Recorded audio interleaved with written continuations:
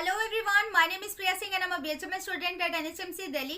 ये वीडियो सभी BHMS first year students के लिए इंपॉर्टेंट है। आज इसके अंदर हम कंप्लीट करेंगे footnote of aphorism number 26 of Organon of medicine. ठीक है, तो जो अफोरिज्म है 26 वो मैंने पहले अच्छे से कंप्लीट करा दिया है। चैनल पर प्लेलिस्ट है, वहां पर भी आप देख सकते हैं ऑर्गेनॉन नेम से, या फिर डिस्क्रिप्शन बॉक्स में उस अफोरिज्म का आपको लिंक मिल जाएगा, तो वहां से आप देख सकते हैं। कहने का मतलब है कि आप इस फुटनोट को समझने से पहले आप उस अफोरिज्म को बहुत अच्छे से समझ लेना, क्योंकि उसी का कंटिन्यूएशन है, उसी के आपको और भी एग्जाम्पल दिए जाएंगे इस फुटनोट में। तो आपको पता होना चाहिए कि उसमें क्या बताया गया था।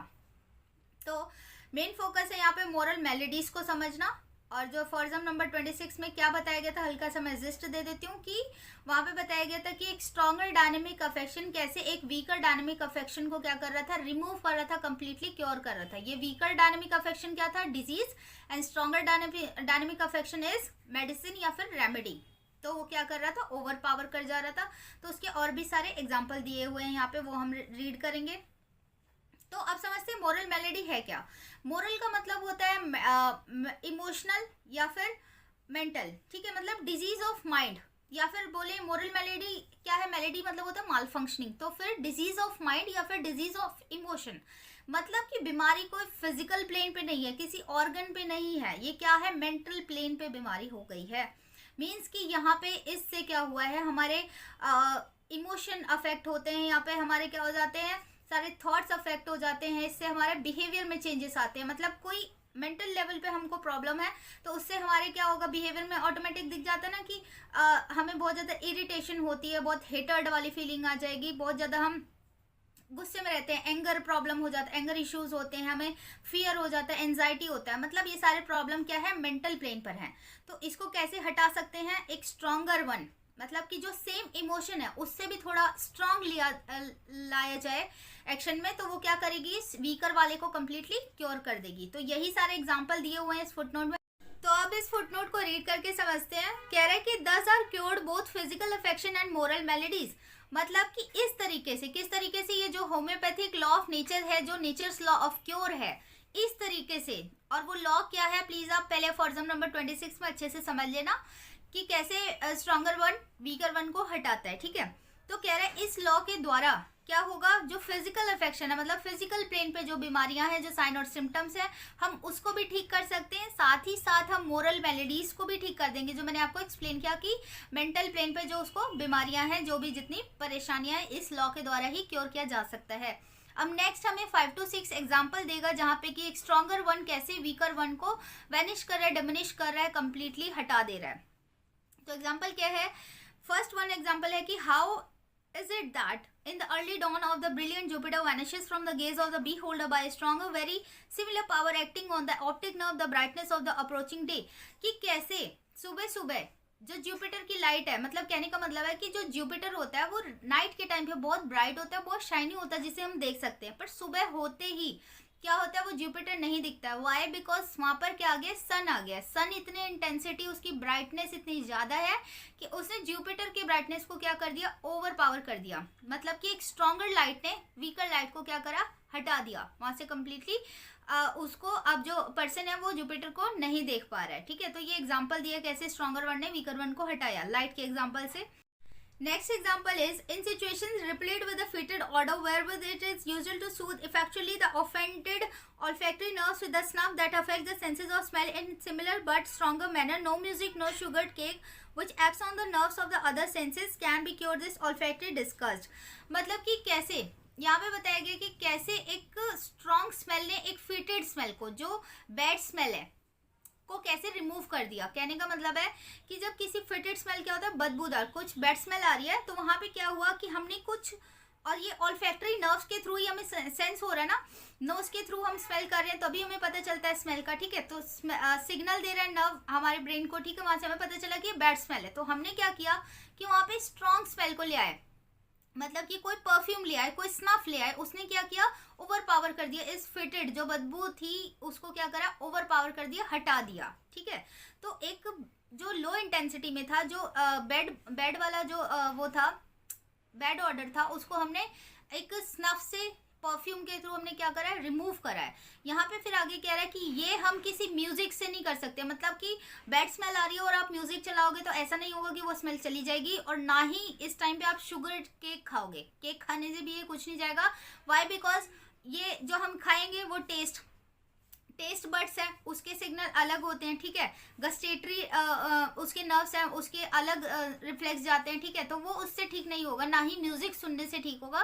तो ये क्या हो सकता है, सिर्फ और सिर्फ ये स्नफ से, स्ट्रॉन्ग स्मेल से ही हटेगी ये बदबू।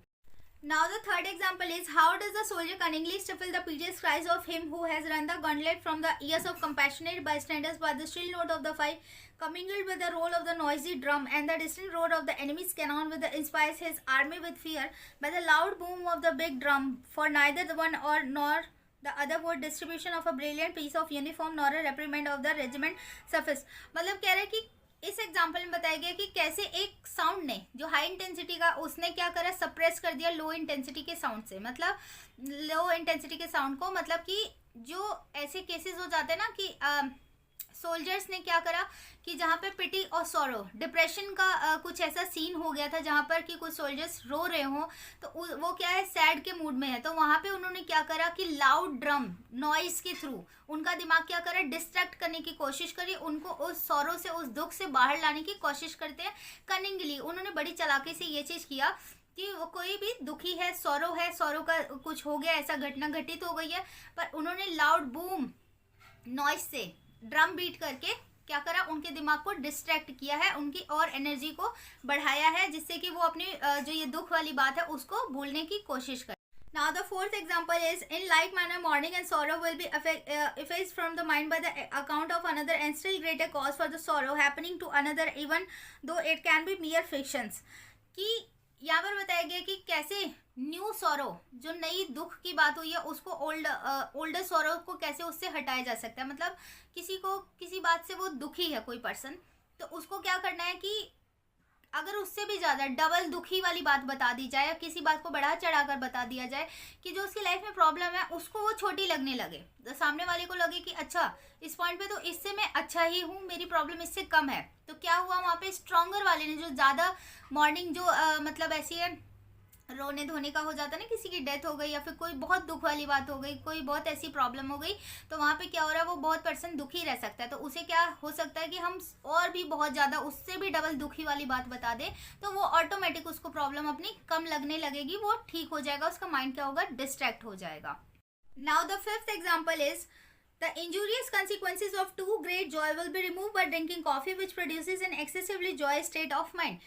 कि जैसे बोलते हैं ना, ज़्यादा खुश होना भी अच्छी बात नहीं होती है, कोई कोई खुशी खुशी में ही उसको हार्ट अटैक की प्रॉब्लम हो जाती है, तो ज़्यादा खुश होना भी ज़रूरी नहीं है। तो ऐसे केस में क्या होता है कि हम कॉफ़ी दे सकते हैं। कॉफ़ी क्या करता है कि हमारी एक्टिविटी को बढ़ा देता है, मतलब इनएक्टिव से हमें थोड़ा एक्टिव बढ़ा देता है। और जैसे हम क्या करते हैं, जब थोड़े इनएक्टिव होते हैं, थके हुए होते हैं, लेथार्जिक मोड में रहते हैं, तो क्या करते हैं, हम कॉफ़ी पी लेते हैं। उससे क्या होती है, थोड़ी अलर्टनेस बढ़ जाती है, हमारी काम करने की क्षमता बढ़ जाती है, थोड़ी हमें पावर मिल जाती है, और एकदम से वो एक्साइटमेंट लेवल को भी बढ़ा देती है। तो जो एक्साइटमेंट है उसका, कॉफ़ी देके क्या करा हमने, उसके मूड को और रिफ्रेश कर दिया और उसकी इंटेंसिटी और बढ़ा दी। फिर धीरे धीरे क्या होता है, जो इसको खतरे वाली बात थी जिससे कि ज़्यादा खुश होने से प्रॉब्लम हो सकती थी, वो धीरे धीरे क्या होगी, ओवर शेडो हो जाएगी, ओवर पावर कर लेगी वो कॉफ़ी का जो इफेक्ट होगा। ठीक है, इसमें ये बताया गया है।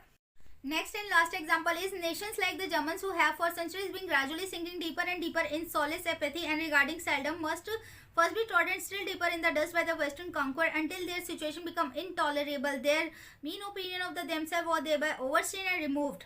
They again become alive to their dignity as men and then for the first time they raise their heads as German।